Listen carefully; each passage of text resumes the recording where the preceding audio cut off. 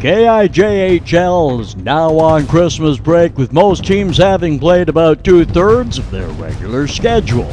The Soyuz Coyotes finished with a 6-4 win over Kelowna, although they did lead 6-1 and allowed the Chiefs to get back in the game.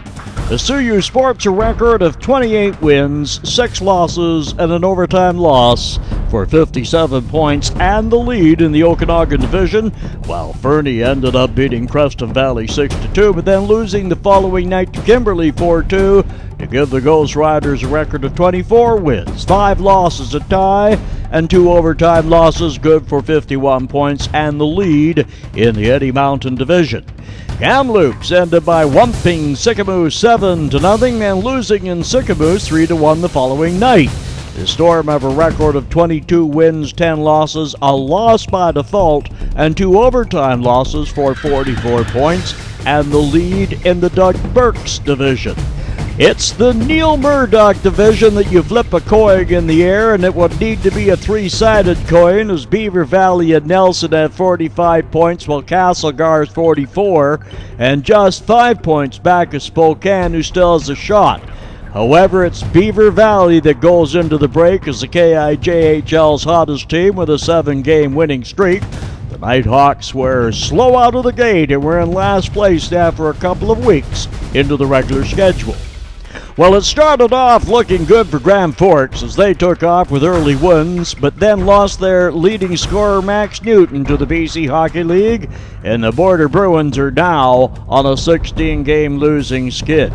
North Okanagan Knights started the season with an 11-0 loss, and it's been a tough go for them in the Okanagan division this season.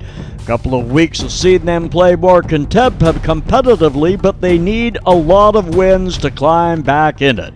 Revelstoke is in last place in the Burks division with 32 points, but 100 Mile House with 37, Sicamous with 38, and Chase with 39 are all within reach should they stumble slightly. And in the scoring race in the KIJHL, Brian Lubin leads with 26 goals and 25 assists, but he's also moved up to the BC Hockey League. Coyotes' Aaron Azevedo was second, just 4 points back, but he's currently on the injured list. Don Smith, who recently joined Fernie, is now third with 45 points, while Ian DeRossier of Golden and the Coyotes' Reiner Glimple have 44 points each. Princeton's Bailey Stevens leads goaltenders with a 2.10 goals against average, make that 2.01, but he's only appeared in 5 games. The Soyuz Brett Soule is next at 2.1, and Jeff Orser of Fernie at 2.44. Well, the team with the least amount of points, North Okanagan, does lead in one category, the most penalty minutes with 823, while Spokane is next with 732. At the other end of the spectrum, Sicamous, the least penalized team, serving just 360 minutes.